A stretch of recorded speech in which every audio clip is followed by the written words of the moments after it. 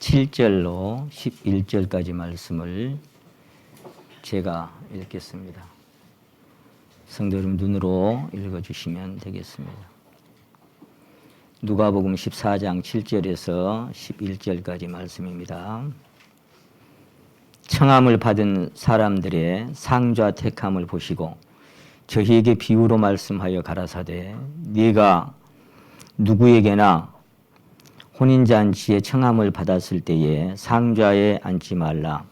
그렇지 않으면 너보다 더 높은 사람이 청함을 받은 경우에 너와 저를 청한 자가 와서 너더러 이 사람에게 자리를 내어주라 하리니 그때에 네가 부끄러워 말석으로 가게 되리라. 청함을 받았을 때에 차라리 가서 말석에 앉으라. 그러면 너를 청한 자가 와서 너더러 벗이어 올라 앉으라 하리니 그때야 함께 앉은 모든 사람 앞에 영광이 있으리라. 무릇 자기를 높이는 자는 낮아지고 자기를 낮추는 자는 높아지리라. 아멘. 오늘은 여기 본문에 기록된 말씀처럼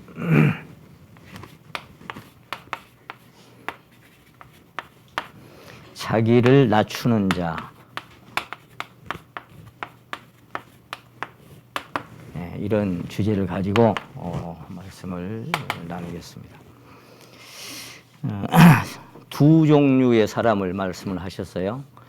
자기를 낮추는 자가 있는가 하면 여기를 보니까 자기를 높이는 자도 있죠. 높이는 자.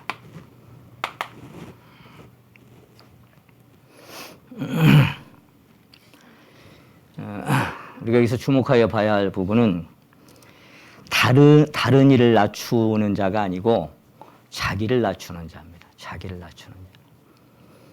다른 사람을 낮추려고 하는 사람이 아니라 자기를 낮추려고 하는 사람. 자기를 낮추는 자입니다.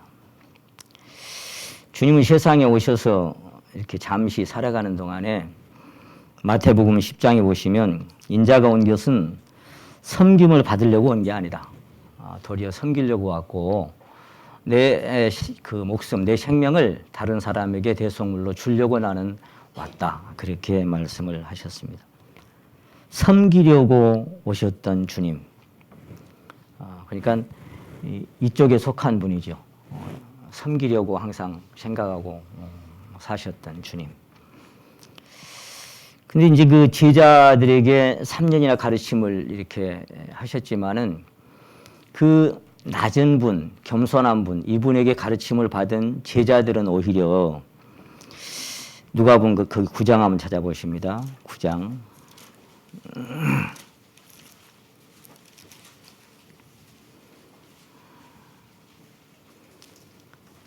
46절에 보시면 제자 중에서 누가 크냐 하는 변론이 일어나니 예수께서 그 마음에 변론하는 것을 아시고 이렇게 말씀하셨습니다. 변론을 제자들이 자꾸 했다 그랬어요. 그 변론하는 내용이 뭐냐면 누가 크냐 거기에 대한 변론을 자주 했던 것 같습니다. 마가복음 9장에도 한번 찾아보시면 그 본문 말씀 잡아주시고 마가복음 9장. 근데 예수님은 사람의 마음을 아시잖아요. 그러니까 이제 알고 모르셨던 거죠. 9장 33절 보시면 가버나움에 너희가 가버나움에 이르러 집에 계실 때 제자들에게 물으시되 너희가 노중에서 서로 토론하는 것이 무엇이냐 하시되 저희가 잠잠하니 이는 노중에서 서로 누가 크냐 하고 쟁론함이었습니다. 야, 너희들 아까 그 길에 올 때 서로 막 시끌벅적하고 막 하더니 무슨 얘기를 이렇게 많이 한 거야? 무슨 얘기했어? 이제 알고 물으신 거죠. 근데 제자들이 말을 안 해요. 잠잠해. 왜 그랬겠어요? 안 할 말들을 하고 왔거든. 예수님 앞에서 내가 이런 말을 했습니다라고 얘기를 못하는 거예요. 우리가 이런 일로 토론했습니다라고 얘기를 못하는 거죠. 왜냐하면 누가 크냐 누가 높냐 그런 것들로 막 전문하고 왔던 것을 자기들이 알기 때문에 예수님 앞에 그 말을 할 수가 없었던 것입니다. 본 말씀 잡아주고 누가복음 22장에도 가시면 참 저는 이것을 보면서 인간의 본성이 누가복음 22장 여기는 이제 마지막 만찬 자리지요. 마지막 만찬 자리에서 22장 24절 말씀이죠. 또 저희 사이에 그 중에 누가 크냐 하는 다툼이 난지라. 참, 주님의 마음이 어떻겠냐 싶어요. 그날 밤이 지나면 주님은 이제 체포당해서 끌려가서 온갖 수욕과 고난을 당하시고 십자가에 죽으셔야 할 일을 그 전전장의 그 18장에 아주 그 디테일하게 자세하게 말씀을 하셨지요. 그런 것들을 다 듣고도 주님이 이제 어떤 길을 가시겠다고 하는 것을 자기들이 알고도 사실 마음에 깨닫지를 못했죠. 주님의 가신 길은 아무런 그 자기들 마음에 상관이 없어요. 관심도 없어요. 주님이 어떤 길을 가시든지 그것들하고 자기들의 그 마음은 아무런 관계도 없는 것 같아요. 그래서 주님은 내가 받을 세례가 있는데 그것이 이루어지기까지 나의 답답함이 얼마나 심하겠냐. 그건 뭐냐면 나의 답답한 이 마음을 너희들은 알 수가 없다. 그런 말씀을 하셨던 거죠. 근데 또라고 하는 말씀을 붙인 건 뭐예요? 이런 그 다툼들을 자주 했던 거예요. 여기 마지막이지 하룻밤이 지나면 그 죽음이 기다리고 있는 그 주님은 잠시 후에 이제 땀방울이 핏방울이 되도록 막 아버지 할만하시거든 하고 기도해야 하는 그 간절한 순간이 다가오는데 제자들은 그 주님과 함께 마음을 같이 할 수가 없어요. 단 한 사람도 거기에 마음을 같이 할 수 있는 사람이 없었어요. 베드로, 야고보, 요한까지도 거기에 같이 마음을 할 수가 없었어요. 그래서 하는 얘기가 또 이게 뭐라 그랬어요? 또 저희 사이에 그 중에 누가 크냐 하는 다툼이 일어난지라. 참 이런 내용들을 볼 때 주님의 마음이 헤아려지는 거예요. 아, 참 얼마나 외로우셨을까? 얼마나 아프셨을까? 그런 마음이 많이 들었습니다. 전혀 주님의 가신 길과 그 아픔과 그 마음 안에 무너지는 그런 마음과는 아무런 상관도 없는 그런 길들을 그냥 그들은 옆에서 동행하고 있다고 하면서도 그렇게 그냥 가는 겁니다. 너희 큰 자 중에는 뭐 어린아이와 쭉 얘기하면서 주님께서 하시고 싶은 말씀 뭐냐면은 27절 말씀입니다.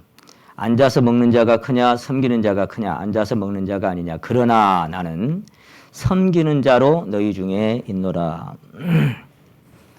자, 자기를 낮추는 자라고 하는 것은 어떤 사람으로 사는 삶이라냐면 섬기는 자로 사는 삶이에요. 섬기는 자.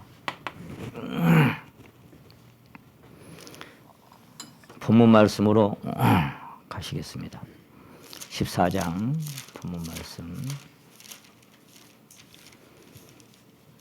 그 예수님은 섬기는 자로 세상에 오셔서 사람들을 섬기고 사람들을 위해서 목숨까지 내어주셨는데 이제 제자들도 제자들이지만 평소에 사람들을 보니까 모두가 다 여기 7절에 보시면 오늘 본문 말씀 14장 7절입니다. 청함을 받은 사람들이 좌택함을 보시고 가만히 보니까 그러니까 이제 유대 혼인잔치나 어떤 이렇게 모임 자리에는 우리나라에도 그렇잖아요. 어떤 뭐 이제 스포츠 행사나 뭐가 있을 때는 로얄석이 있잖아요. 좀 비싸죠, 더. 그런 것처럼 로얄석이 있어요. 더 높은 자리가 있고 사람들 앞에 잘 드러나는 자리가 있고 그리고 보이지도 않은 저 끝자리가 있죠. 그런데 사람들을 보니까 전부 상좌에 가서 막 앉으려고 이렇게 하는 거예요. 그것을 예수님이 가만히 쳐다보시다가 이제 하신 말씀이 내가 혼인 자리에 택함을 받거든 청함을 받거든 말석에 가서 앉으라 그렇게 말씀하셨어요. 말석. 이 말석이라는 것이 끝말자 자리석자를 써서 끝자리입니다. 끝자리. 맨 끝자리. 거기 가서 앉아라. 그렇게 말씀을 하신 겁니다.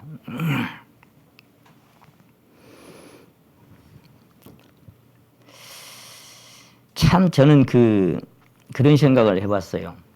제자들이 어떤 사람들이에요? 우리가 지난번에 말씀 제가 드린 것처럼 하나님이 세상에서 부르신 자들, 택한 자들은 세상에 미련한 자들과 없는 자들과 멸시받는 자들과 이런 사람을 택했잖아요. 만약에 잘난 사람들을 택했으면 어땠을까? 누가 크냐라는 다툼이 얼마나 더 크게 일어났을까? 근데 미련하고 천하고 없고 세상에서 가난하고 그런 사람들을 불렀음에도 불구하고 그들끼리 또 다투는 거예요. 우리 중에 누가 크냐? 그게 관심이 그렇게 많아요. 누가 큰 자냐? 다른 말로 하면 누가 더 인정받는 자냐? 이제 거기에 관심들이 쏠려 있어요. 만약에 세상에서 문벌 좋고 잘난 사람을 불렀다면 그런 다툼이 더 컸겠죠. 그렇게 미련하고 천하고 없는 자들을 불러놔도 이렇게 다툼을 하는데 참 그래서 인생이란 어쩔 수가 없는 것이구나. 그런 생각을 이 말씀을 보면서 하게 됐습니다. 여러분 성경은 오직 겸손한 마음으로 각각 자기보다 남을 낮게 여기라고 그렇게 말씀을 하셨어요. 자, 겸손한 마음. 이제 그러니까 성경에는 뭐라고 말씀하셨냐면은 겸비하라. 이 겸비하라 이 말은 자기를 낮추라 이 말이죠. 낮추라 이렇게 말씀하셨어요.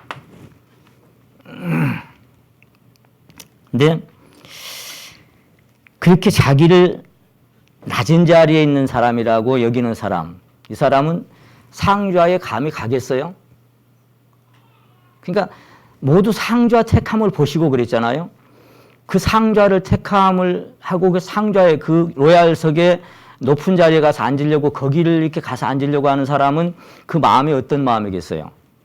나는 거기에 합당한 사람이라는 그런 마음이 있는 거예요. 나는 여기에 앉기에 합당한 사람이라고 하는 자기 신뢰, 자기의 그 자랑이 있는 사람이 여기 가서 앉으려고 하는 거예요. 근데 만약에 이런 사람이라면 여기 가서 앉으려고 하질 않겠죠. 그 마음 자체가. 근데 다 여기 가서 앉으려고 해요. 그걸 주님이 보신 거예요. 근데 여기에 거한 사람의 마음은 각각 자기보다 남을 낮게 여기고 그랬어요. 각각 자기보다 남을 낮게 여기고. 사도 바울은 로마서 12장에서 형제를 사랑하여 서로 우애하고 존경하기를 서로 먼저 하라. 자, 낮게 여기고 또 존경하기를 먼저 해라. 다른 사람을 나보다 낮게 여기고 다른 사람을 존경하는 마음은 내가 그렇게 작정한다고 생기는 게 아니에요. 내가 존경해야지라고 각오하고 결심하고 저 사람을 나보다 낮게 여겨야지 아무리 그렇게 각오를 하고 결심해도 그렇게 되는 게 아니에요. 그렇게 되던가요? 서로 불쌍히 여기며 용서하기를 하나님이 그리스도 안에서 너희를 용서하신 것과 같이 하라. 근데 그렇게 안 되는 게 인생이에요. 여기 지금 마지막에 말씀하시기를 말석에 가서 앉으라고 그렇게 말씀하시면서 11절에 다시 한번 봅니다. 무릇 자기를 높이는 자는 낮아지고 자기를 낮추는 자는 높아지리라. 이렇게 말씀을 하신 겁니다. 자기를 낮추는 자는 언젠가는 높아질 것이고 자기를 높이는 자는 언젠가는 낮아질 것이다. 낮추는 자가 있고 높이는 자가 있다. 그렇게 이제 말씀을 하셨어요. 저는 생각하기를 우리는 인생이라고 하는 게 근본적으로 태어나서 죽을 때까지 더 높은 자리, 더 높은 위치에 오르기 위해서 살아간다 해도 과언이 아니겠구나. 그런 생각이 들었어요. 예수님께 직접 3년이나 가르침을 받았던 사람들까지도 그 마지막 만찬세기까지도 누가 크냐고 거기에 관심이 많은데 예수님의 말씀을 전혀 모르는 사람들, 하나님 하자도 모르는 사람들이 뭘 향해서 가겠어요? 인생의 길을. 저 높은 위치, 더 높은 자리, 그 자리를 향해서 계속 가는 것이 인생들의 삶이겠구나. 네, 그런 생각이 들었어요. 말하자면 이제 우리가 어디 취직을 했다고 합시다. 그러면 이제 처음에는 평직원으로 가죠. 뭐 읍사무소나 은행에 가면 말단 직원들이 이렇게 앞에 앉아 있잖아요. 그럼 이제 저도 지난번에 경험했습니다만은 뭐 땅을 이전 등기하려고 갔는데 앞에는 그 아가씨하고 막 아무리 얘기도 안 풀리는 거예요. 근데 그 뒤에 그분한테 내가 부탁도 안 했는데 그분이 과장님이라고 하더라고요. 그 과장이라고 하는 분이 앞에 오더니 아니 뭐 때문에 그러시냐고 그렇게 해요. 근데 이 아가씨한테 해결을 받으려고 하니까 이거는 뭐 30 몇 사람한테 가서 그 뭐 사인을 받아와야 되고 막 복잡한 얘기를 하는데 저희가 그랬어요. 그때 영진 성리하고 같이 갔는데 안 되겠다. 야 이거 하려면 몇 달 걸려도 안 되겠다. 뭐 이 사람들 사는 곳이 막 충청도 전라도 막 30 몇 사람 사인 다 받아야 된대. 근데 그 과장이라고 하는 분이 오시더니 뭐 때문에 그랬다고 보더니 이것 때문에 그런다라고 제가 설명을 드렸더니 아유 그거 뭐 그럴 필요 없어 간단합니다. 이렇게 하면 됩니다 하고 딱 해결해 줘 보더라고요. 그러니까 이제 사람의 자리들이 그래요. 어디 가든지 평직원으로 갔다가 말단석에서 이렇게 이제 하다가 어느 날 팀장도 되고 계장도 되고 과장으로 이제 승진하고 부장까지 승진하고 그리고 이사가 되고 뭐 사장이 되고 나중에 회장님이 되고 이제 그렇게 자꾸만 더 높은 자리를 향해서 가는 거죠. 여러분 뭐 지금 회사에서나 어디에 이제 어떻게 속했는지 모르겠습니다만은 그렇게 끝없이 더 높은 위치, 더 높은 자기를 그 자리를 추구하면서 갈망하면서 달려가다 보면 어느새 황혼이 깃들고 석양에 저물어가는 자기 자신을 발견하게 되는 것입니다. 참 저도 이렇게 이제 제가 오늘 설교하고 나면은 그 다음에 수요일 날 한 번 있고 이제 한 달 있어야 이 자리에 제가 서서 여러분을 이렇게 뵙게 됩니다. 그건 어떤 제가 원해서 가는 자리가 아니라 주님께서 말씀하신 것처럼 젊어서는 네가 띠뛰고 네가 원하는 자리로 스스로 갔다. 근데 늙어서는 남인에게 띠뛰고 네가 원치 않은 자리로 너를 끌어갈 것이다. 그래서 저도 베드로가 갔던 사도 베드로가 갔던 또는 앞선 선진들이 갔던 그런 자리로 나도 내몰리고 있구나 그런 생각을 하고 살아갑니다. 요즘 옛날에 잘 들리지 않았던 그런 트롯 가락들이 막 이렇게 스쳐와요. 살기 바빠 가는 세월 모르고 살아왔는데 내 나이 언제 벌써 여기까지 왔는지 내 나이 언제 벌써 여기까지 왔는지 그런 대목들이 막 이렇게 스쳐갑니다. 아 그렇구나. 인생이 이렇게 황혼으로 가면 모든 그 실록들이나 모든 걸 다 떨어뜨리고 겨울나무로 가는 것이구나. 그렇게 새삼 느끼면서 요즘을 살아갑니다. 그래서 이제 그 높은 위치, 더 높은 자리를 끊임없이 추구하러 달려가다가 어느 순간 추락되는 날이 오죠. 누구든지 다. 영원한 챔피언도 없고 누구든지 언젠가는 반드시 진다라고 하는 것처럼 인생은 가다가 다 지게 돼 있어요. 근데 이제 더 높은 위치, 더 높은 자리에 도달하면 지금보다 더 많은 것을 얻을 수 있고 더 많은 것을 누릴 수 있다고 생각하기 때문에 그 자리를 막 추구하면서 높은 자리로 달려가는 겁니다. 결국 더 많이 얻어지고 더 많이 누릴 수 있다는 것은 재물뿐만 아니라 주변 사람들에게 더 많이 인정받고 존경받고 명성을 얻고 알려지고 영광받으면서 부러움의 대상이 될 수도 있습니다. 나는 언제 병장 되고 하사 될까 막 그러잖아요. 그 자리 가면 좀 편하니까. 나는 언제 과장 되고 부장 될까 그런 것들을 높은 자리를 향해서 계속 가. 근데 주님은 자꾸 뭐라고 말씀하시냐면은 그런 자리를 향해서 그리스도 안에서 가는 길은 그런 자리를 향해서 올라가는 게 아니라 계속 말속으로 내어 몰아요. 끝자리로. 모든 사람이 다 이렇게 잊어버리는 자리, 그런 자리로 주님은 가라 그러는 거예요. 계속해서. 그 높은 자리, 높은 위치에 가면 자기를 더 행복하게 해줄 거라는 그런 착각 속에 살아가지만 그리스도 안에서 가는 길은 그것으로 행복이 아니라는 것을 주님은 우리에게 보여주시고 싶은 것입니다. 그건 표면적인 것이고 내면 깊은 곳에 그런 것들을 추구하고 끝없이 갈망할 수밖에 없도록 작용하는 근본적인 동기가 있습니다. 그것은 뭐냐면은 인간이 그 동기가 뭐냐면 마음속에 모든 사람의 마음속에 그 심겨진 동기가 하나 있어요. 이게 어디서 왔는가 하면은 여기서 온 거예요. 하나님같이 되려고. 하나님같이 되려고 하는 이것이 인간들 마음속에 숨겨져 있는 것입니다.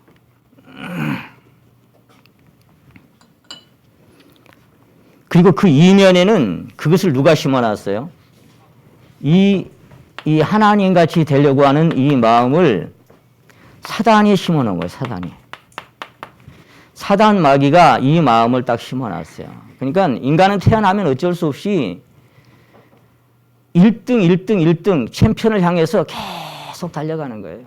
어쩔 수가 없어요. 그건 여기에 심어놓은 그 마음이 모든 사회 구조를 그렇게 만들어 놨어요. 왜냐하면 이 세상은 악한 자 안에 속해 있는 것이기 때문에 그래서 이 세상이나 세상에 있는 것을 사랑치 말라고 하셨죠. 왜냐하면 세상에는 모든 것이 육신의 정욕과 안목의 정욕과 이생의 자랑, 먹음직하고 보암직하고 지롭게 할 만큼 탐스럽게 거기를 그냥 향해서 달려갈 수밖에 없도록 그렇게 인간을 사단이 그 안에 유혹을 줘놨기 때문입니다. 그래서 땅에 속한 자들은 그들이 열심을 내서 하나님을 섬긴다고 할지라도 주님은 그들에게 너희는 너희 아비 마귀에게서 났다 이렇게 이제 말씀을 하셨던 거죠.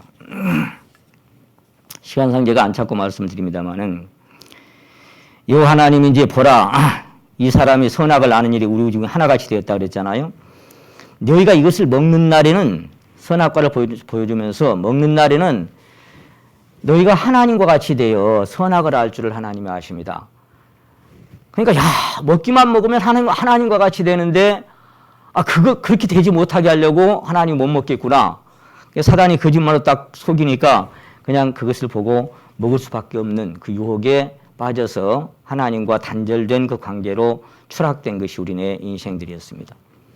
보라 이 사람이 선악을 아는 일이 우리 중 하나같이 되었으니 그래서 선악을 분별하죠. 분별하고 우리가 생각하는 선이라고 하는 사람들이 봤을 때 그래도 참 상냥하고 선하고 착하고 이런 것들이 다 선악과 속에 다 속해 있는 거예요. 하나님과 같이 되려는 본성 이게 이사야 14장에서 여러분 잘 아신 것처럼 네가 네 마음에 이르기를 내가 하늘에 올라 하나님의 뭇별 위에 나의 보좌를 높이리라. 내가 북극 지폐 산 위에 좌정하리라. 가장 높은 구름 위에 올라 지극히 높은 자와 비기리라. 이게 이제 사단의 마음이죠. 사단이 그 마음 속에 가장 높은 구름의 북극 지폐 산 위에 가장 높은 자와 내가 비길 것이다 라고 하는 여기를 탐하고 여기 이 자리까지 자기를 높이려고 하는 것이 사단의 근성이지요. 그토록 자긍하고 교만한 사단의 본성이 인간 안에 자리 잡고 있어서 인생은 어쩔 수 없이 그 교활한 그 본성이 이끄는 대로 더 높은 자리, 더 높은 위치에 도달하려고 평생을 속아 살고 있는 것이 인생에 가는 삶입니다. 근데 이제 성경은 너희 아비는 마귀다. 그래서 거듭나지 않은 사람은 다 사단에게 속했죠. 그래서 땅에 속한 자고 너희는 너희 아비가 마귀다. 그렇게 말씀하시면서 너희 아비의 욕심을 너희도 행하고자 하느니라. 너희 아비의 욕심 그게 뭐예요? 하나님과 같이 되려고 하는 바로 그 자리, 제일 높은 자리. 그게 그 사단의 욕심이에요. 그러니까 너희 아비의 욕심이 너희 안에 있다. 그 말은 사실은 그 당시에 성경을 열심히 연구하고 배우고 성경에 능통한 사람들에게 그런 얘기를 한 거예요. 성경을 모르는 사람들이 하는 얘기가 아니라. 네가 아버지는 마귀다. 네가 아버지의 욕심이 바로 그거다. 그 욕심을 누가 막겠어요?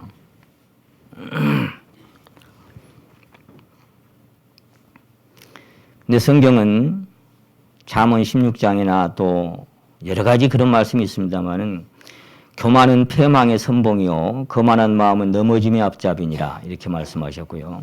또 18장에는 사람의 마음의 교만은 멸망의 선봉이요 겸손은 존귀의 앞잡이니라. 이 마음이 바로 무슨 마음이냐면 교만입니다. 교만, 자긍하는 마음이죠. 이런 마음은 결과적으로는 어째요? 거기까지 올라가려고 하다가 음부 밑에까지 떨어진 것이 사단 마귀였죠. 자, 근데 이제 주님은 교만을 싫어하시기 때문에 사도 야고보를 통해서 이런 말씀하셨어요. 야고보 4장 6절에 보시면 하나님은 교만한 자를 물리치시고 겸손한 자에게 은혜를 주신다 이렇게 말씀하셨어요.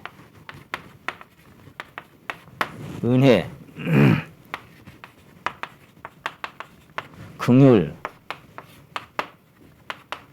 사랑 이런 것들이 머무는 장소가 어디냐면은 바로 이 자리예요. 그러니까 하나님은 교만한 자를 대적하시고 겸손한 자에게는 은혜를 주신다. 그러니까 왜 하나님은 말 속으로 가라고 하시냐면은 왜 말 속으로 가라고 자기를 낮추라고 자꾸 이렇게 말씀하시냐면은 하나님이 그런 자들에게 주실 수 있는 것이 있기 때문에 그 자리로 자꾸 가라는 거예요.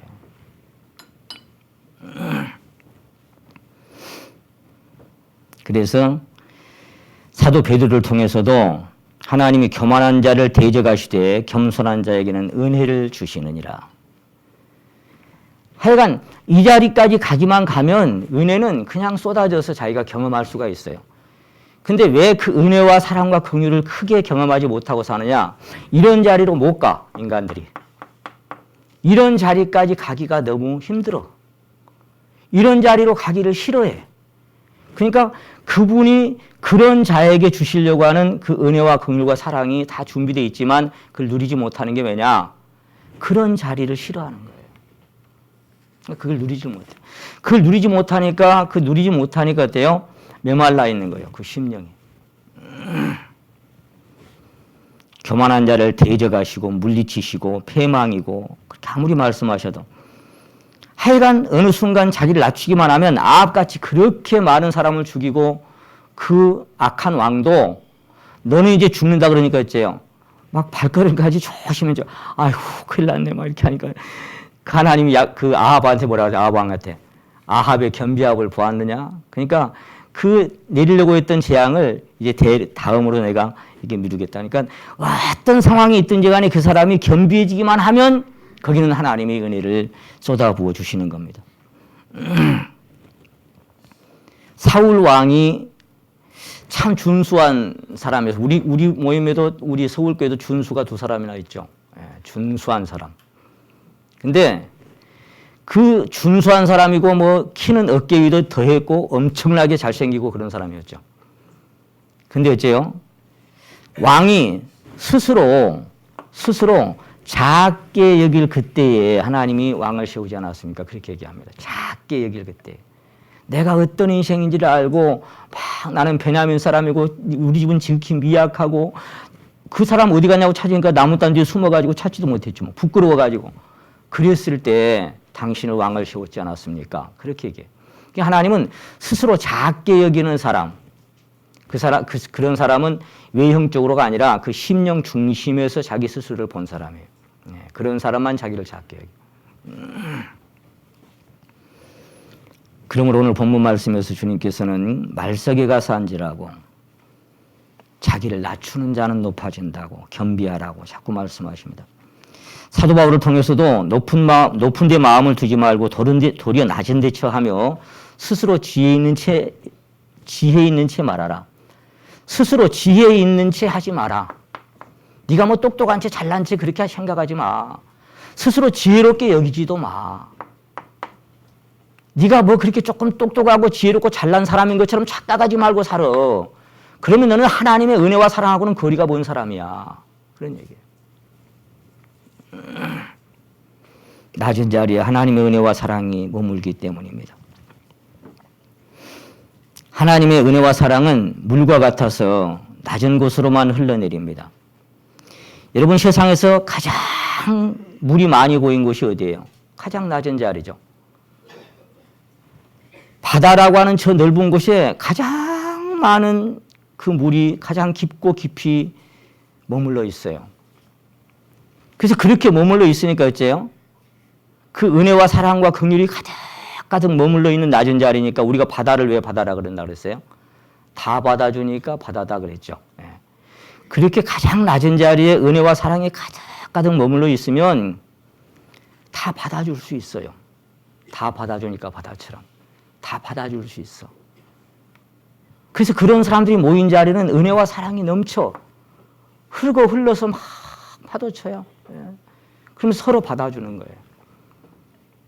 낮은 자리에 있는 사람들.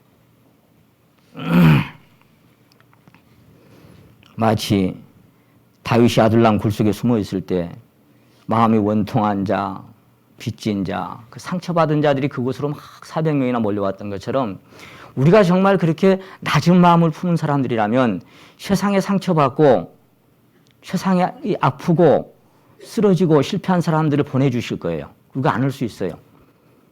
성경은 뭐예요? 그런 마음이 이렇게 모여있을 때 우리가 서로 사랑하면 하나님이 우리 안에 거하시는 것을 우리가 알고 우리가 서로 사랑하면 하나님이 함께 계신다는 걸 어떻게 알 것이냐 그 말이죠. 우리 안에. 그러면 이 굴속에 모인 사람들처럼 거기 그런 사람들을 보내주셔. 그래서 구원받은 사람을 날마다 더하게 하시리라 그 역사가 일어나는 거예요. 그러나 우리가 만약에 미움은 다툼을 일으키고 서로 물고 먹으면 피차망하리라. 여러분 한쪽만 망하면 괜찮은데 피차망해요. 그래서 그런 곳에는 하나님이 보내줄 수가 없어 사람들을. 왜? 보내주면 상처받고 튕겨나갈 텐데. 그래서 여러분 주님의 은혜와 사랑도 가장 깊게 누릴 수 있는 자리 고로 성도의 마음이 낮춰지는 것은 하나님의 은혜입니다. 어떤 경로를 통해서건 그 사람의 삶을 하나님이 낮은 자리로 이끌어 가신다. 실패하는 자리로 이끌어 가신다. 흔들리고 주님 아니면 안 되는 그 자리로 자꾸만 이끌어 가신다. 그러면 하나님 나를 너무너무 사랑하시는구나. 하나님이 나를 너무너무 사랑하시는구나. 그걸 깨달으면 돼요. 그 사랑하는 사람에게 징계도 하시고 사랑하는 사람을 그 아픈 자리로 몰아가시고. 주님이 계신 곳이 두 곳이라 그랬죠. 크게 따지면 뭐 다 계시지만 이사야 7장 15절 말씀을 저는 참 사랑합니다. 지존무상하며 영원히 거하며 거룩하다 이름하는 자가 이같이 이르노라. 내가 높고 거룩한 곳에 거하며 또한 통회하고 마음이 겸손한 자와 함께 거하나니 이는 겸손한 자의 영을 소성케 하며 통회하는 자의 마음을 소성케 하려 함이라. 여러분 하나님이 거하시는 곳이 지존무상에서 높고 거룩한 곳이 거하지만 또 한 군데 거하는 곳이 있다. 통회하고 마음이 겸손한 자 그 속에 내가 같이 거한다. 그 말. 그러면 어떤 사람의 마음이 통회하고 겸손하게 되겠어요? 하나님이 함께 하시려면 왜 그 사람의 마음을 통회하고 통회는 깨어진다는 더 브로큰 하트라 그랬죠 항상. 깨어지고 부서져 버린 마음 그런 마음으로 왜 만들겠어요? 내가 그런 자와 함께 가한다. 하나님 마음이 상한 자에게 가까이 하시고 중심에 통회하는 자를 중심에 겉으로가 아니라 그래서 여러분 통회하는 자의 마음 겸손한 자의 마음에 내가 같이 한다. 마음이 상한 자에게 가까이 하시고 부서진 자 마음이 부서져 버린 사람의 심령에 내가 같이 거한다. 그렇다면 여러분 누가 자기를 낮출 수 있을까요? 누가 말석에 가서 앉을 수 있을까요? 어떤 이의 마음이 통회하고 겸손할 수가 있을까요? 아까 주님이 말석에 가서 앉으라 그랬는데 말석에 가서 앉으려면 자기 자신이 말석에 합당한 사람으로 보여야 거기 갈 거 아니에요. 나는 상좌에 높은 자리에 앉아야 될 사람인데라고 마음에 느끼고 있고 그렇게 자기 신뢰가 있는 사람들은 말석에 가서 앉으라고 하면 어째요? 불편해요. 내가 왜 거기 가서 앉아? 내가 왜 그런 대접을 받아야 돼? 내가 왜 그런 소리를 들어야 돼? 내가 왜 무시를 당해야 돼? 내가 왜 그래야 되는데? 이렇게밖에 안 되는 거예요. 왜? 자기 자신이 상석에 앉아야 합당한 사람이라고 여겨지는 사람이기 때문에. 여러분, 자기 자신을 낮출 수 있는 자는 하나님의 하나님 되심을 본 자만 그럴 수 있어요. 하나님의 하나님 되심을 본 자만 이 자리로 갈 수 있어요. 여러분 그분의 어떠하심이 보여질 때 비로소 그분 앞에 나의 어떠함도 보여집니다. 그분의 어떠하심이 보여지면 나의 어떠하심이 보여져요. 근데 그분의 어떠하심이 안 보이잖아요? 그럼 나의 어떠하심도 한 번도 본 적이 없어요. 그래서 이 자리가 자기 자리인 줄 알아요. 여러분 하나님의 어떠하심이 보여지면 비로소 세리요한처럼 그렇게 외칩니다. 나는 그분의 신들매 풀기도 감당할 수 없습니다. 내가 그분 앞에 엎드려서 신발끈도 내가 만져드리게 황송한 그런 분입니다라고 그분을 알아봐요.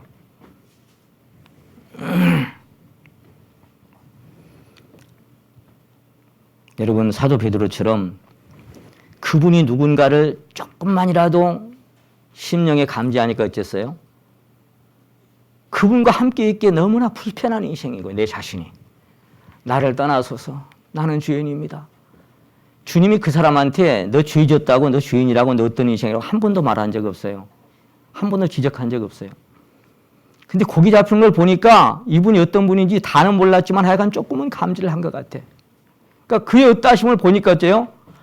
나를 떠나소서 당신 앞에 있기에 너무나 민망한 인생입니다. 나는 죄인입니다.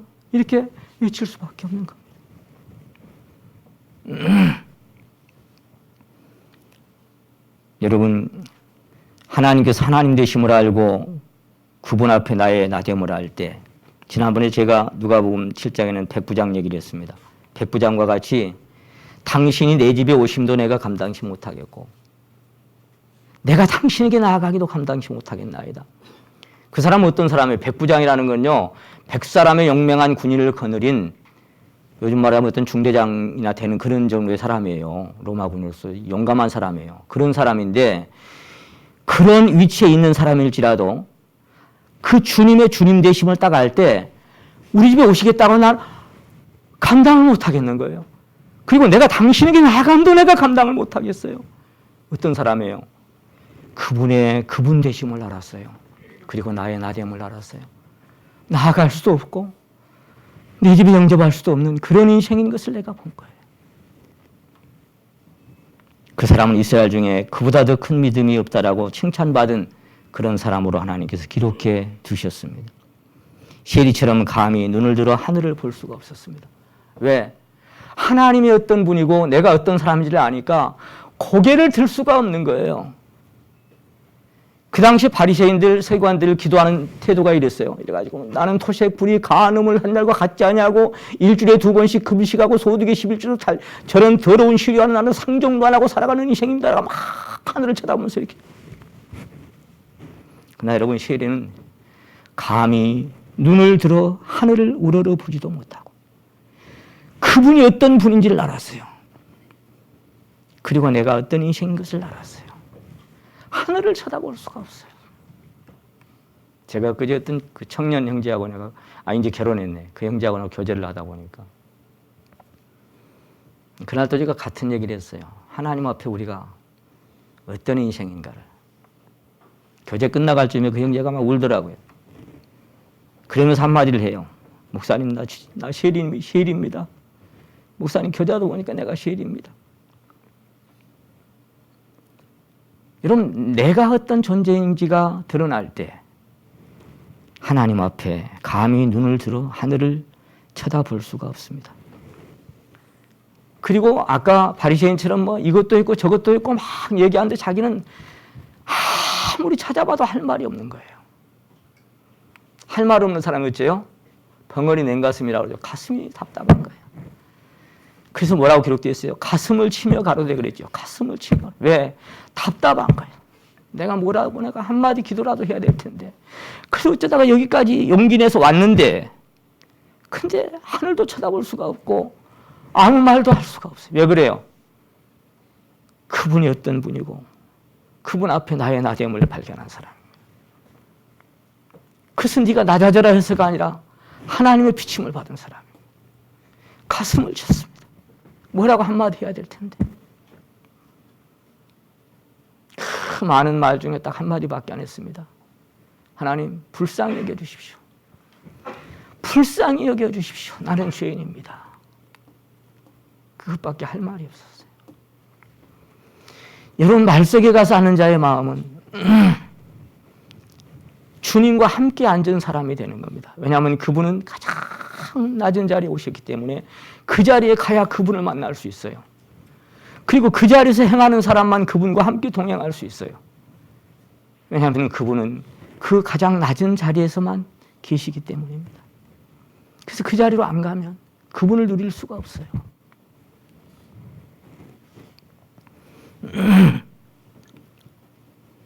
이는 사람들 앞에서가 아니라 전능자 앞에서 자신의 어떠함을 발견한 사람입니다. 여러분 구약에 보면 제가 이 말씀 이렇게 준비하다가 자꾸 그 민족이 생각나는 거예요. 여호수아 여기 잡고 여호수아 10장을 한번 찾아봅니다.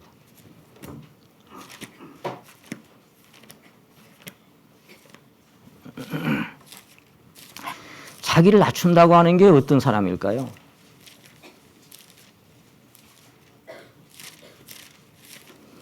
이 여호수아 10장에는 10장 1절 여호수아가 아이를 취하여 진멸하되 여리고와 그 왕에게 행한 것 같이 아이와 그 왕에게 행한 것과 또 기브온 거민이 이스라엘과 화친하여 그 중에 있다 함을 예루살렘 왕 아도니섹이 듣고 크게 두려워하였으니 이는 기브온은 왕도와 같은 큰 성임이요 아이보다 크고 그 사람들은 다 어쨌어요? 강하다 그랬어요. 그러니까 왜 이 사람들이 떨었냐면은 이 기브온 사람들이 이스라엘 민족들에게 당했다.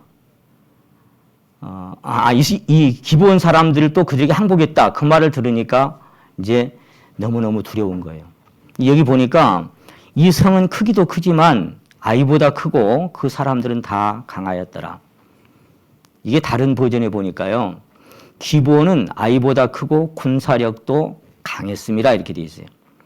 또 다른 버전에는 기브온은 왕이 수도로 삼을 만큼 크고 그곳 남자들은 다 강한 용사들이었더라.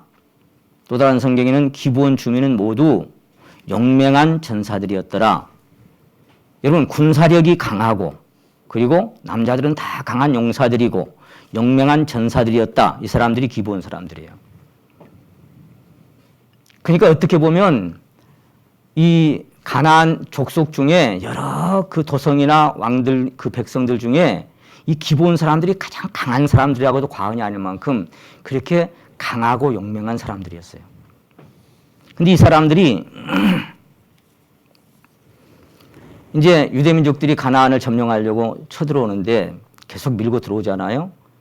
근데 딱 소식을 들어보니까 이스라엘 민족은 별거 아닌데 그 위에 계신 그들에게 함께 역사하시는 그 하나님을 본 거예요.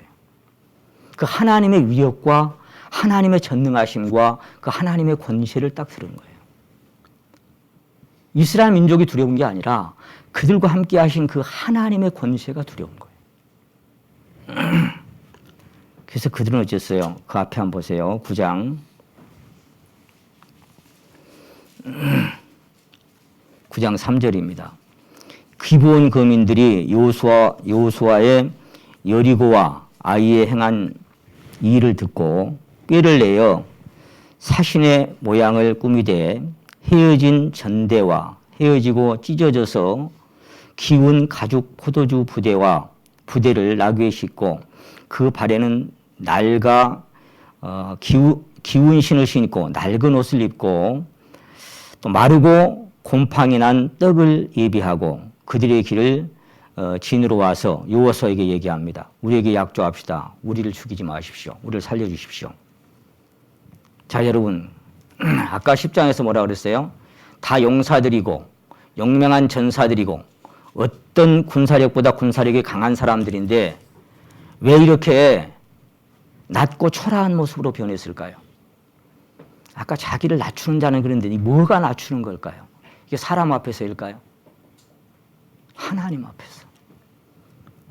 사람 앞에서는 강한 전사들이었고 용맹한 전사들이었고 아주 강한 군사력을 가진 사람들이었지만 그래서 대적해 볼 수도 있지만 그걸 다 내려놓은 거예요. 왜?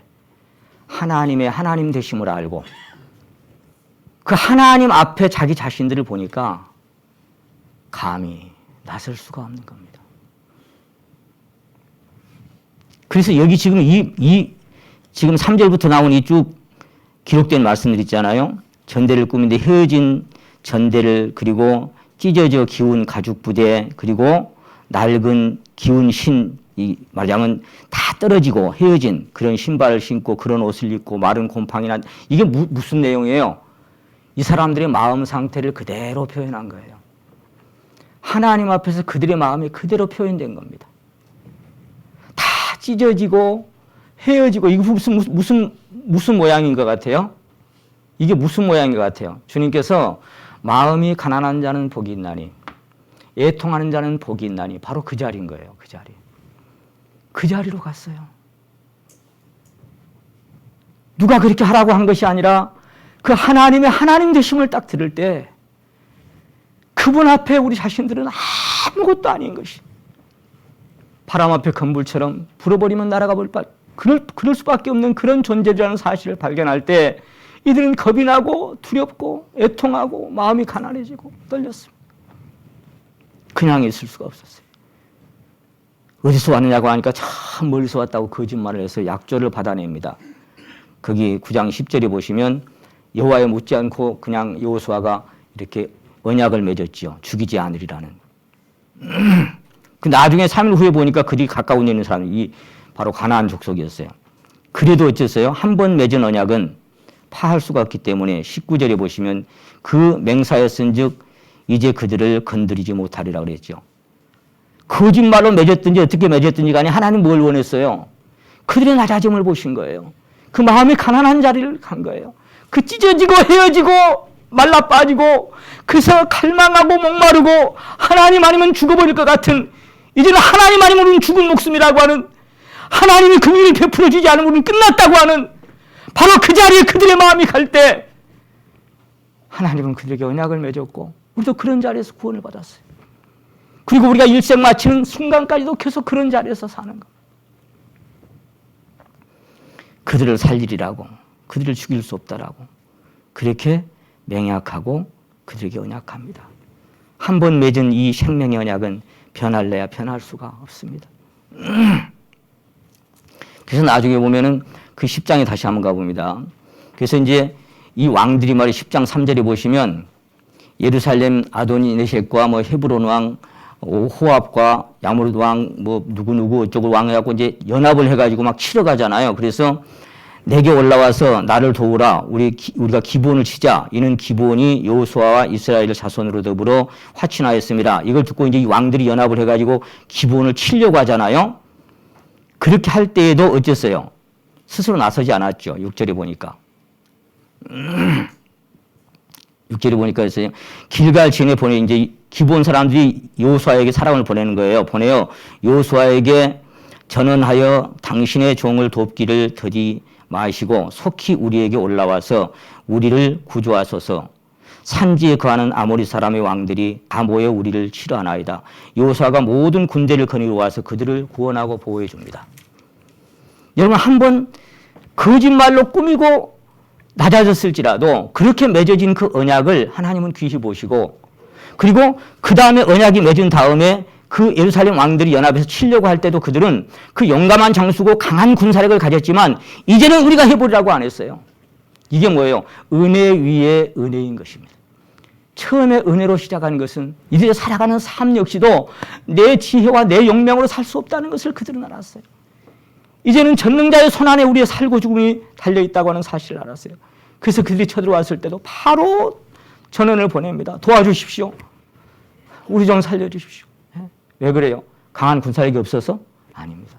있지만 나서지 않는 겁니다. 이게 아까 뭐예요? 말석에 가서 앉는 겁니다. 자기를 낮추는 겁니다. 자기를 의지하고 자기를 의뢰하고 자기 어떤 것을 신뢰하는 사람들이 아닌 겁니다. 그게 무너져버리고 그 다음에도 계속해서 은혜로 살아가는 삶을 그들은 살았던 것입니다. 그래서 나중에 사무엘하 21장에 보시면은 그 사울 왕 시대에 이 기본 사람들 몇 사람을 죽였어요. 그건 실수였죠, 정말. 하나님이 살려주신 백성인데. 그것 때문에 어쩌세요? 다윗 시대에 오니까 연분연 3년 계속 기근이 들었죠. 왜 그런가 보니까 이 기본 사람을 건든 거예요. 기본 사람 몇 사람을 죽였어요. 그러니까 이제 물었죠. 어떻게 하면 이 저주가 풀리겠냐? 어떻게 하면 이 기근, 이 흉년에서 우리가 풀리겠냐? 그러니까 이제요. 그 사울의 집사람 7명을 매달아서 나무에 달아줘라. 그때도 여러분 무비보셋은 아끼고 그것도 하나의 언약이었잖아요. 왕의 죽은 개 같은 날을 그 사람은 아끼고 다른 사람 7사람 나무에 다니까 그 저주가 하나님께서 풀어주신 역사를 그 은혜를 맛봤잖아요. 여러분 한 번 맺은 언약은 끝까지 가는 겁니다. 그래서 세상에는 자기 사람들을 사랑하시되 끝까지 사랑하시는 끝까지. 여러분 세상 끝날까지 우리는 하나님의 은혜 안에서만 살 수가 있는 사람들입니다. 이 기본 사람들처럼 계속해서 어려울 때면 이제 계속 계속 여호수아를 찾는 거예요. 하나님을 찾는 겁니다. 여러분, 그래서 그들은 은혜 안에 거할 수 있었습니다. 그들은 하나님의 긍휼 안에 거할 수가 있었습니다. 계속 도움을 받았습니다. 시간상 안 찾겠습니다만은 이 역대하 20장에 보면 여호사밧 왕이 모압 족속과 암몬 족속이 어마어마하게 쳐들어왔을 때 여러분 이 여호사밧 왕한테 훈련된 군사들이 116만이 있었어요. 아까 이 사람들 쓰면 용맹한 이 기본 군사들처럼 군사들이 116만이 있었어요. 116만이면 어마어마한 용감한 군인들입니다. 그냥 자 이제 그냥 준비하고 공격할 수 있잖아요. 그런데 하나님 앞에 가서 막 금식하고 웁니다. 어떻게 할 줄도 알지 못하고 하나님만 바라봅니다. 라고 웁니다. 그랬을 때 하루아침에 그들이 송장으로 변합니다. 여러분, 싸움은 하나님께 속한 것이고 승리도 하나님께 속한 것입니다. 군대가 없어서가 아니라 용맹한 군사력이 없어서가 아니라 그들을 다 놔놓고 이김은 여호와께 있다고 하는 그분의 어떠하심이 인생의 생사화복을 주관한다고 하는 그것을 인식한 사람들은 자기의 어떤 것을 내세우지 않습니다. 그분을 의지하고 바라볼 수밖에 없습니다. 우리는 우리 스스로 마음을 낮추거나 겸손해야 할 수 없습니다. 우리 스스로 마음이 통해하거나 마음을 부서뜨리거나 찢거나 깨뜨릴 수 없습니다. 스스로 자기를 낮추실 수 있는 분은 오직 한 분밖에 없습니다. 그러므로 성령은 너희 안에 이 마음을 품으라고 그래서 예수의 마음이니 그는 하나님의 본체입니다. 하나님의 본체인데 하나님의 동등됨을 취할 것을 여기지 아니하시고 오히려 자기를 낮추어 사람의 형상으로 사람의 모양을 보고 세상에 나왔다. 바로 그 주님만이 자기를 스스로 낮추실 수 있는 분입니다. 우리는 절대로 스스로 낮출 수 있는 사람들이 아닙니다. 그분이 그래서 죽기까지 복종하셨고 하나님의 말씀하신 원리대로 모든 권세와 능력에 높이 들림받아서 하나님 위엄의 우편에 앉게 하셨고 모든 무릎을 그 아래에 꿇게 하셨습니다. 여러분, 이 세상에서는 그냥 그렇게 밟히고 갈지라도 주님 앞에 갔을 때 주님은 그분을 높여줍니다. 그 사람을 높여줍니다. 여러분, 자기를 낮추시고 죽기까지 복종하고 그 그리스도의 마음, 온전히 겸손한 마음, 그 마음은 주님 마음밖에 없습니다. 그 사단의 마음은 교만과 거짓이고 주님의 마음은 사랑과 온유와 겸손입니다. 주님 스스로도 말씀하셨어요. 나는 마음이 온유하고 겸손하니 내게 와서 쉬어라. 거기만 안식이 있고 거기만 그래서 평강이 있는 거예요. 거기만 쉼이 있는 거예요. 왜? 시험 받아서 능히 이렇게 넘어진 자들도 유혹을 당해서 넘어진 자들도 능히 용납할 수 있다. 왜 그래요? 자기도 연약에 쌓여 있습니다. 우리에게 친구 되시려고 우리의 형편과 사정, 우리가 당한 시험, 우리가 당한 아픔, 우리가 흘린 눈물, 우리가 받은 상처, 그분도 그대로 받고 오셨기 때문에 그런 사람들 그거 들고 그대로 주님 앞에 나올 때 능히 용납하실 수 있기 때문에 주님의 품 안에 우리가 가서 쉴 수가 있는 겁니다.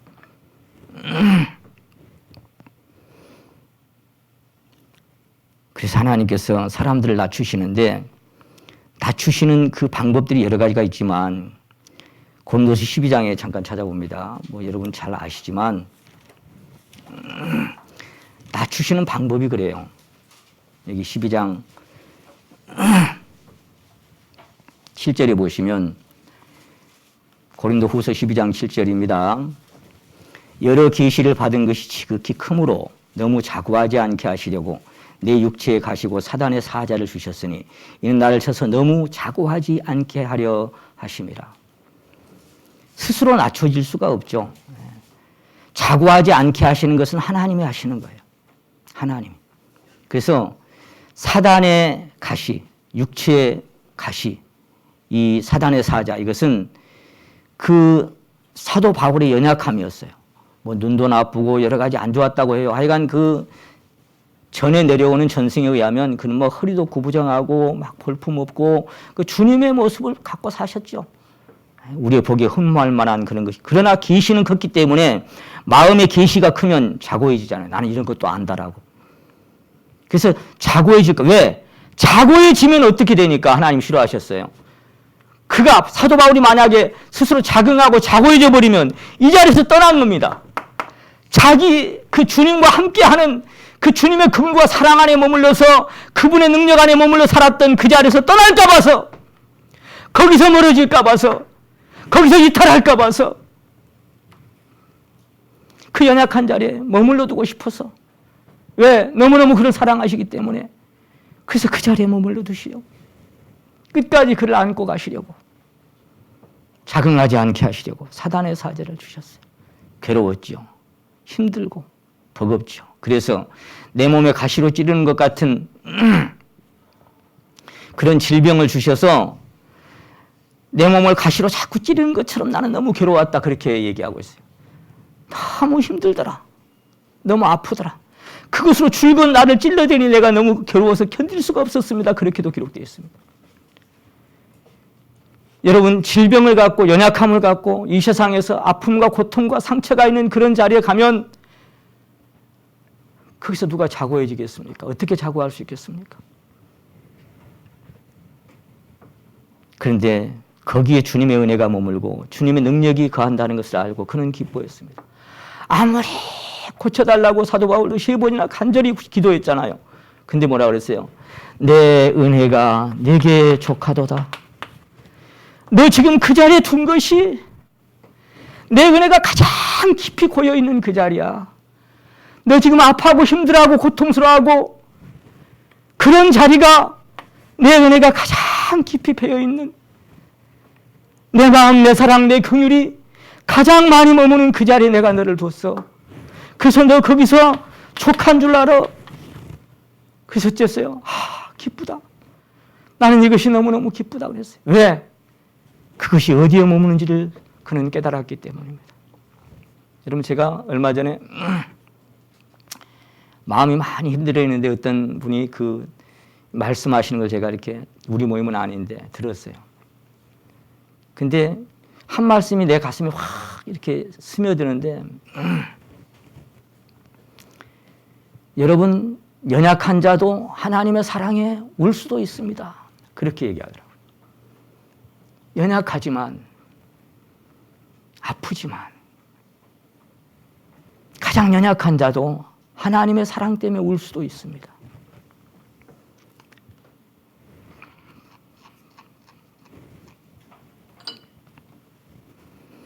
그래서 저도 함께 울었어요. 그렇구나. 하나님께서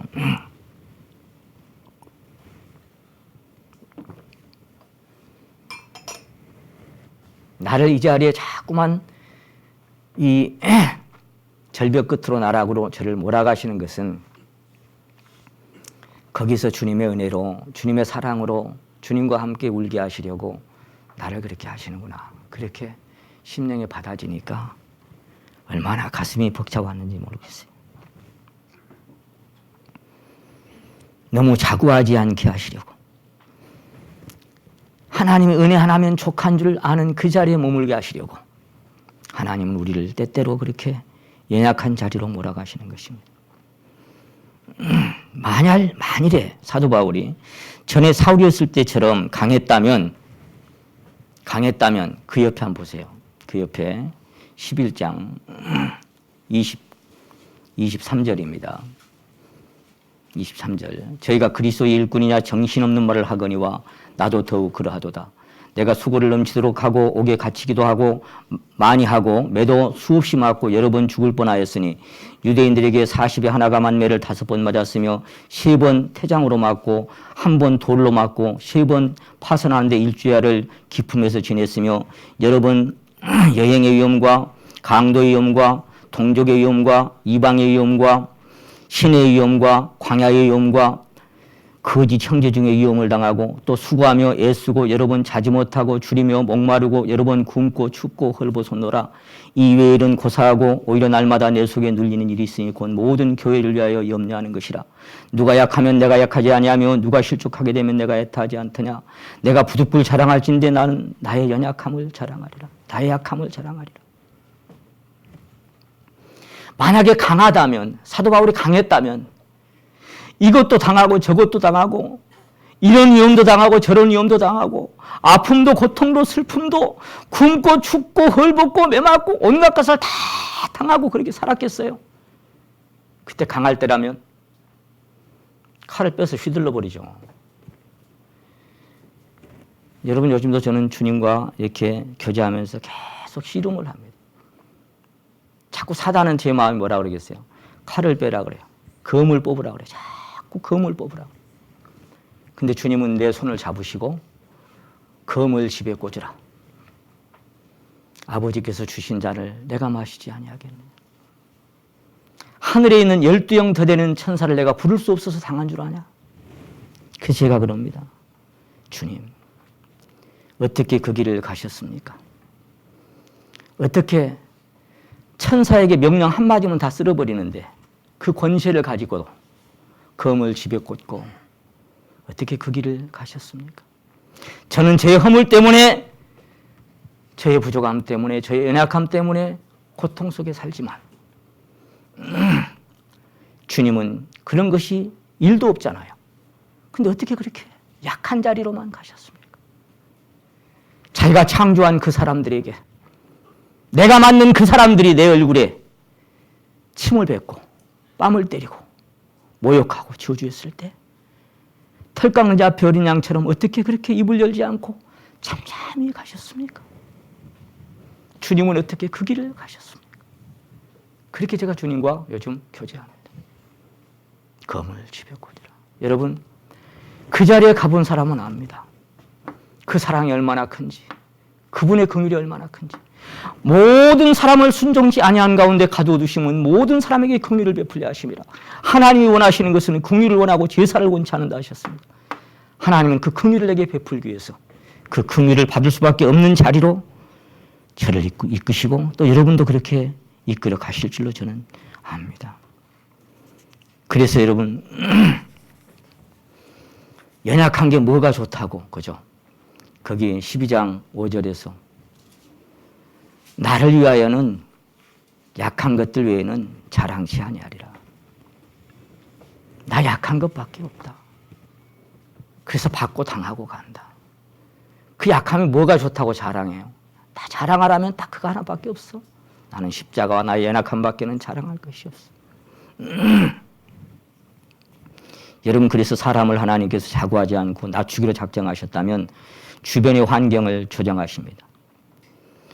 주변의 환경을 하나님께서는 조성하셔요. 그래서 평탄한 길을 이렇게 걷어가시고 그리고 아주 고통스러운 것들을 오게 하십니다. 그래서 우리를 낮추려고 작정하시면은 시련과 고난과 문제들을 만나게 하십니다. 성공보다는 실패를 만나게 하시고 평탄한 길보다는 고난의 길을, 희망보다는 절망을 맛보게 하십니다.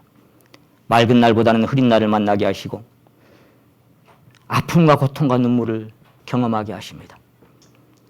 나를 낮추기로 작정하셨다면, 왜 그래요? 낮추기로 작정하셨다는 것은 뭐예요? 그 자리에 머무는 그 주님의 사랑과 은혜와 긍휼을 더 많이 경험케 하시려고 그렇게 작정하셨다면 우리를 그 자리로 내몰아 가십니다. 여러분, 주변 사람들에게 사람 막대기와 인생 채찍 같은 사람들을 붙여주십니다. 그들로 인하여 스트레스 받게 하고 힘들게 하고 자존을 상하게 하고. 그래서 시편 66편에 다윗이 얘기했죠. 옆구리 어려운 짐을 두게 하시고 사람들을 우리 머리를 밟고 가게 하셨나이다. 여러분, 사람들로 머리를 밟고 가게 하셨다, 그 말이 다른 표현에 보면은 우리 머리를 짓밟고 가게 하셨다 그랬어요. 짓밟고 가게 하셨다. 그게 무슨 얘기예요? 제가 그 말씀을 이렇게 묵상할 때 스쳐가는 말씀이 요한복음 12장 말씀이었어요.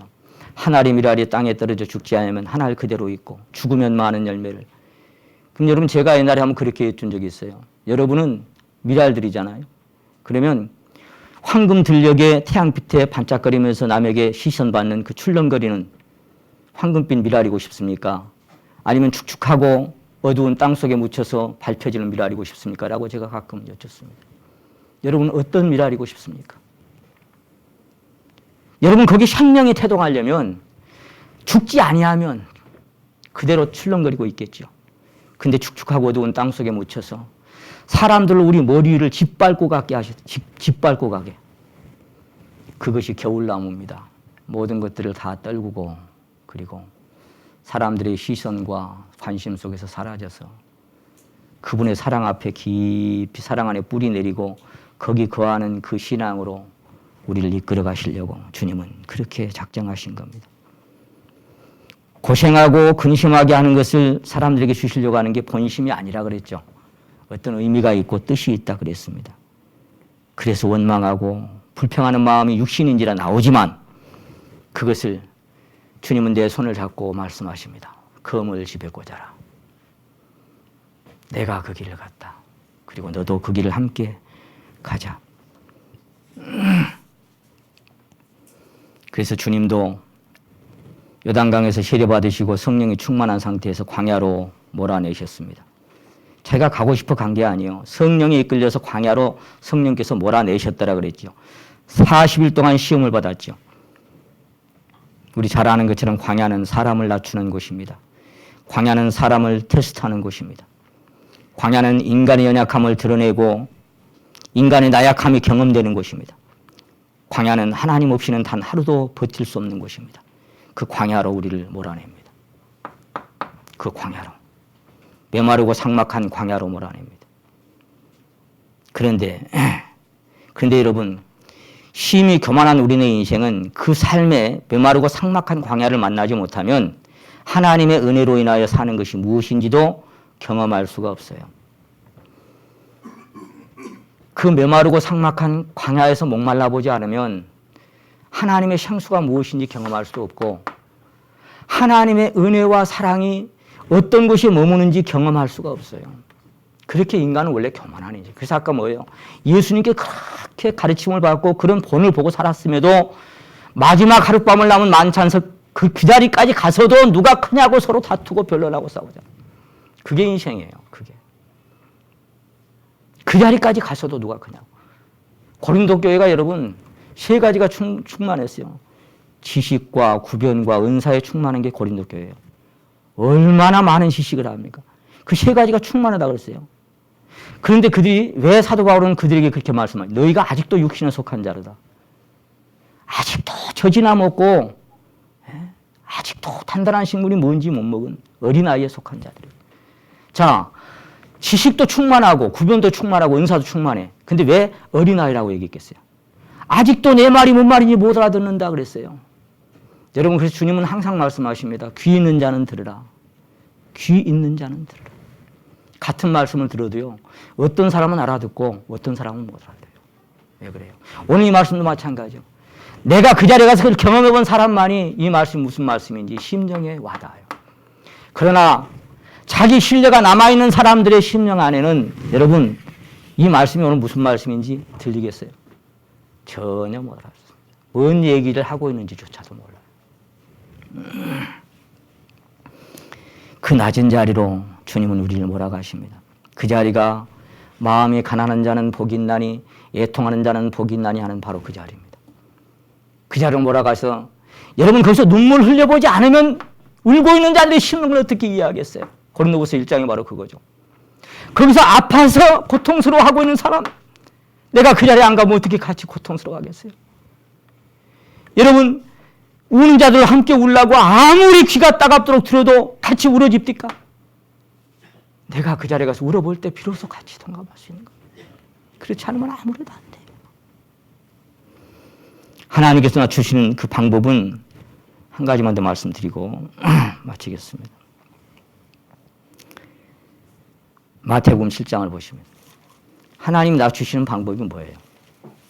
여러 가지 방법이 있겠습니다만은 광야를 통해서 질고를 통해서 아프게 그를 낮추시지만 또 이렇게 낮추시는 것이 있죠. 7장 마태복음 7장 비판을 받지 아니하려거든 비판하지 말라. 너희가 비판하는 그 비판으로 너희가 비판을 받을 것이요 너희 헤아리는 그 헤아림으로 너희가 헤아림을 받을 것이니라. 어찌하여 형제의 눈 속에 있는 티는 보고 네 눈 속에 있는 들보는 깨닫지 못하느냐. 보라 네 눈 속에 들보가 있는데 어찌하여 형제의 말하기를 나로 네 눈 속에 있는 티를 빼라 하겠느냐. 위식하는 자여 먼저 네 눈 속에 있는 들보를 빼어라. 그 후에야 밝히 보고 형제의 눈 속에 티를 빼리라. 하나님 낮추시는 방법이 뭐예요? 내 안에 들보를 발견하는 겁니다. 하나님께서 그것을 어느 순간에 딱 보여주는 순간이 있어요. 아이고 저거 제가 자주 말씀드리죠. 너 자신을 알라며 퉁 내뱉고 간 말을 내가 어찌 알겠소. 테스 형.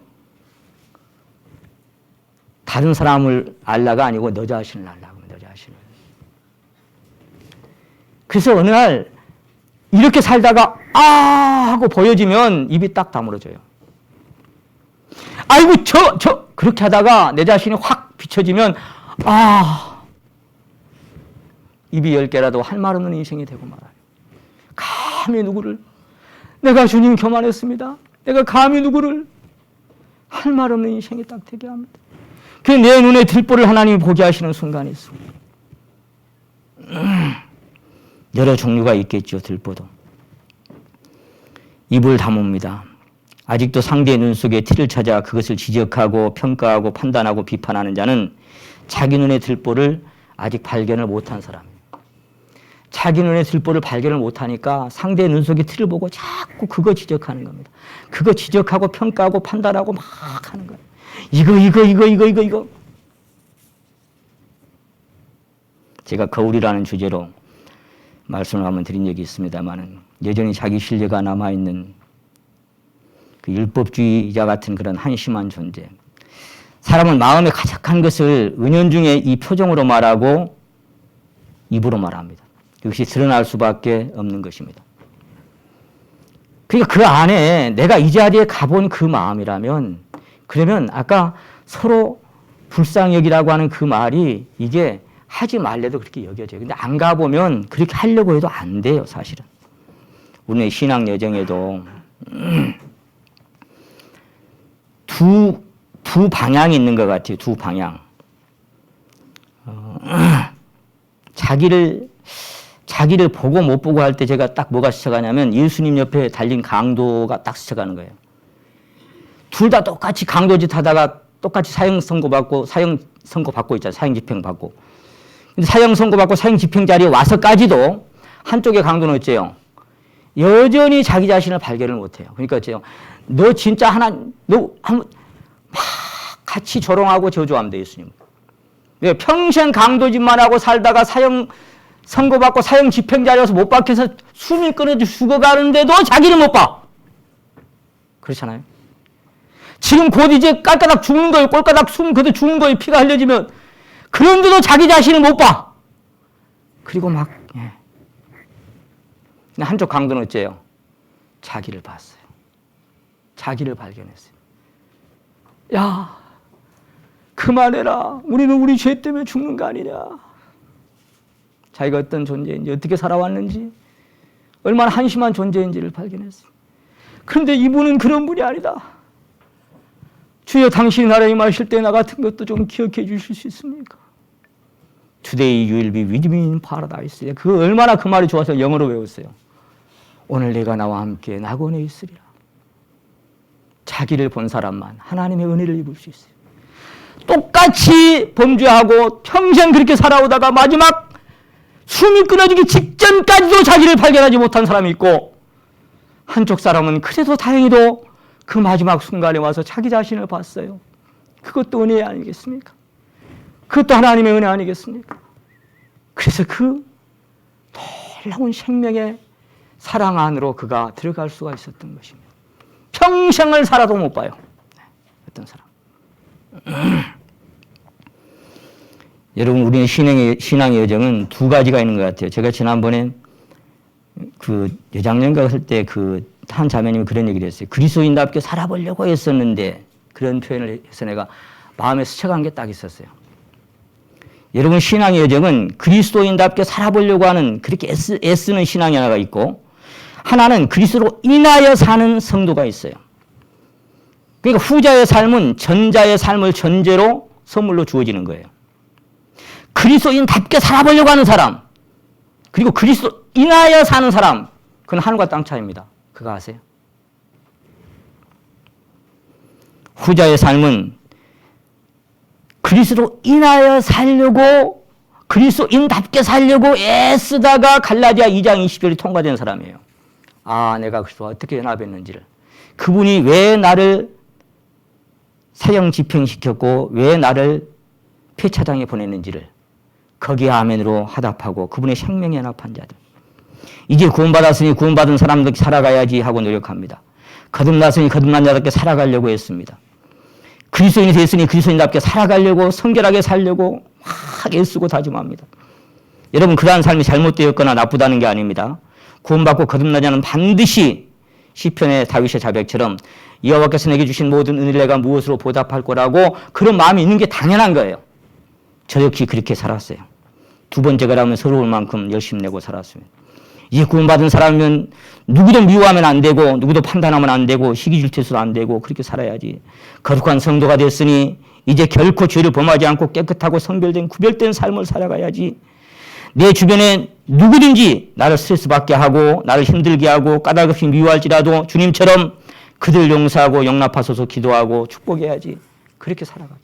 결심하고 다짐하고 안 미워하려고.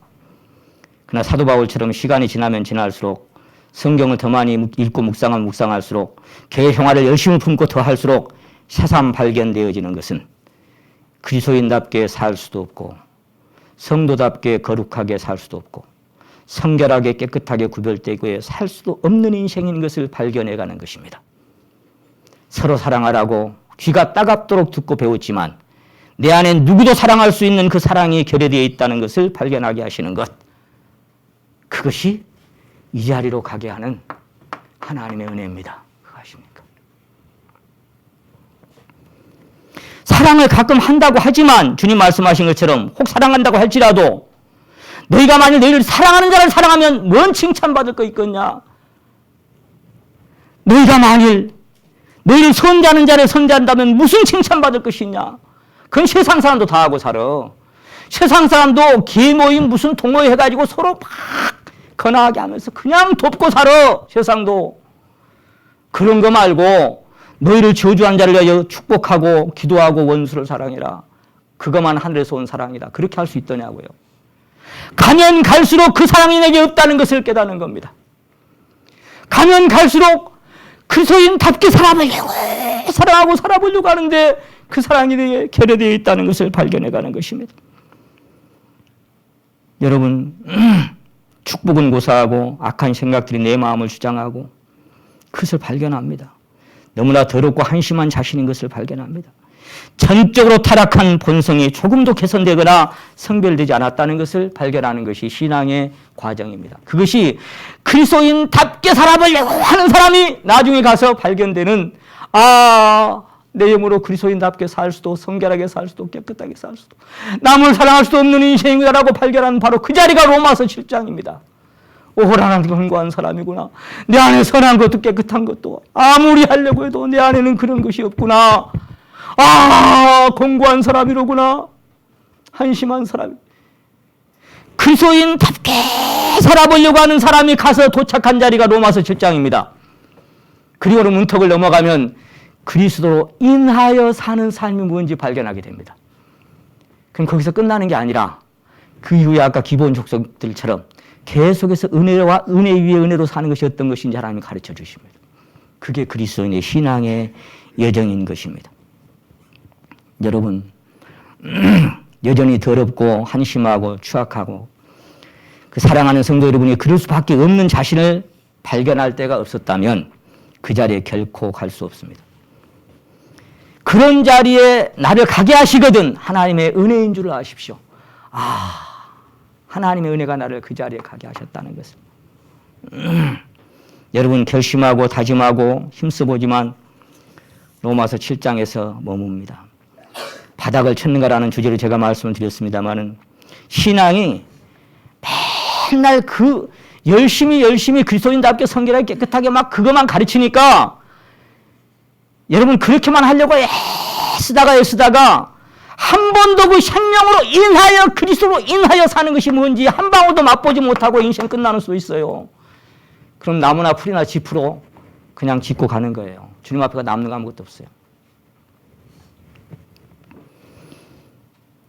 그 심령이 되기까지 발견되기까지 그 공과를 통과하기까지 하나님은 그렇게 하십니다. 그래서 여러분 하나님 앞에는 조금도 인생은 개선되지 않습니다. 표범이 그 반점을 그 흑인이 그 피부를 변화할 수 있느냐? 할 수 있을진데 악에 익숙한 너희도 선을 행할 수 있으리라. 조금도 개선되지 않고 조금도 달라질 수 없습니다. 여러분, 우리는 그것을 십자가에 넘김으로만 갈 수 있는 것이지 내가 개선시키거나 발전시키거나 내가 훈련해서 그렇게 다듬어가는 게 신앙이 아닙니다. 그렇게 하려고 하면 할수록 로마서 7장에서 그 간절한 하나님 앞에 자백이 나올 수밖에 없습니다. 그래서 여러분, 그리스도인하여 살아가는 삶을 여러분 안에 발견하려면, 우리 안에 발견되어지려면 하나님께서 인위적으로 우리를 그 자리로 자꾸 몰아가시는 은혜 안에 우리를 두십니다. 그래서 계속 그런 자리로 몰아가게 하십니다. 그리고 그 자리에서 결국 다시 신앙의 터닝 포인트를 경험하고 그리고 그 다음을 살아가게 하시는 줄로 믿습니다. 시간이 많이 갔습니다. 고린도전서 11장 한 말씀 읽고 성찬 예식행하고 마치도록 하겠습니다.